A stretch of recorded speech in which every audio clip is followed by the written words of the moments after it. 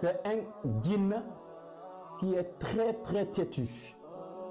Le dernier qu'on va parler, ou bien si on peut le dire ainsi, l'avant-dernier qu'on va en parler, il est très têtu. C'est celui-là, on appelle le djinn Ifrit. Le djinn Ifrit. C'est ce djinn qui travaille avec les gens qui veulent la gloire, les gens qui veulent le succès, les grandes têtes, les gens qui font la franc-maçonnerie, les francs-maçons, et les gens qui sont dans des sectes. C'est ce djinn qu'on appelle Ifrit qui travaille avec eux.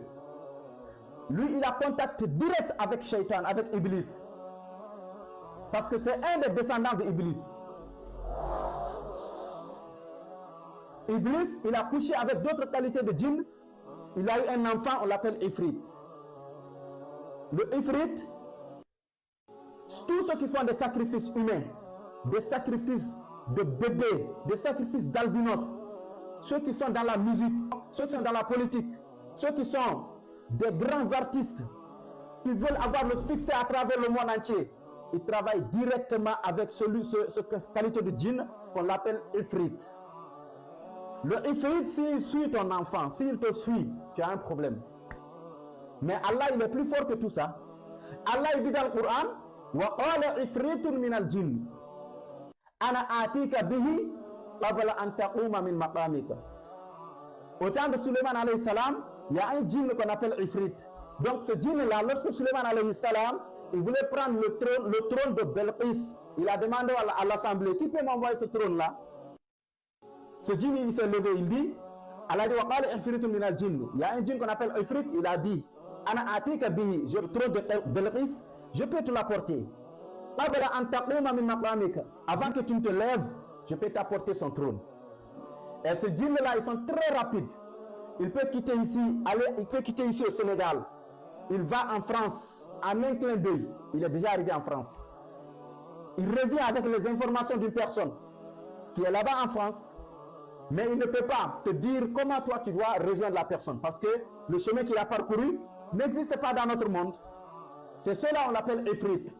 Ils sont très rapides, ils travaillent avec les sectes, les assemblées, qui travaillent avec Shaitan, qui veulent le succès, qui veulent, machallah, l'élévation. Par exemple, ils travaillent avec les francs-maçons.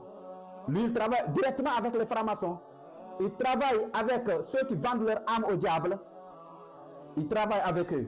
L'autre qualité de djinn qu'on va en parler, mais il y en a beaucoup, mais on va en parler d'une autre qualité de djinn ici. On va terminer la vidéo par ces qualités de djinn qu'on appelle les djinns musulmans. Vous savez que tous les djinns qu'on a cités auparavant, ils ne sont pas musulmans. Maintenant, on va parler des djinns musulmans. Allah dit dans le Coran, wa anna minnal muslimun. Parmi nous, il y a des musulmans. Wa minnal qasitun. Il y a ceux aussi qui ne sont pas musulmans aussi. Faman aslama fa ulaika taharraw rashada.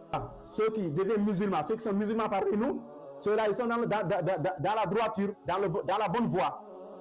Donc, ceux-là, ce sont des djinns musulmans. Et les djinns musulmans, ils n'ont rien à faire dans la vie des êtres humains. Ils vivent leur vie tranquille. Ils ne s'occupent pas de la vie des êtres humains. Tout djinn qui s'occupe de la vie des êtres humains, tout djinn que tu vois, il est dans la vie d'une personne pour lui dire fais telle chose, fais telle chose, fais telle chose. Il travaille avec la personne. C'est pas un djinn musulman. Wa anna minnal muslimun. Parmi nous, il y a des musulmans. Wa minnal qasitun. Et il y a ceux qui ne sont pas musulmans. Maintenant, ceux qui sont musulmans, eux, ils adorent Allah. Eux, ils ne s'occupent pas des êtres humains. Ils s'occupent de leur vie.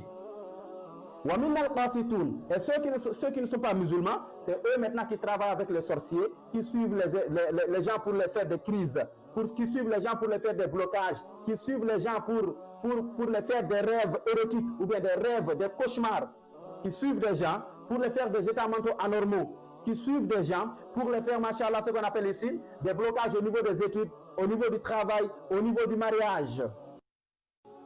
Vous voyez? Des problèmes de santé anormaux. Ce sont des djinns qui ne sont pas musulmans qui font cela. Amma, le djinn musulman, celui qui te dit je travaille avec des djinns musulmans, prends tes bagages, quitte à côté de lui. Ce n'est pas un vrai musulman. ce n'est pas un vrai musulman. Un vrai musulman, celui-là, il ne travaille pas avec les djinns. Parce que beaucoup de gens ils vont te donner des preuves, ils vont te donner, machallah, des preuves. Mais nous, dans notre domaine, qui est la ruqya, on travaille ici avec Allah subhanahu wa ta'ala. On utilise le Coran, on a appris le métier, on a appris le domaine. Et on sait que les djinns musulmans, ils ne travaillent pas avec les êtres humains. Et ils ne s'occupent pas de ceux qui ne les regardent pas. Ils sont dans leur monde tranquille.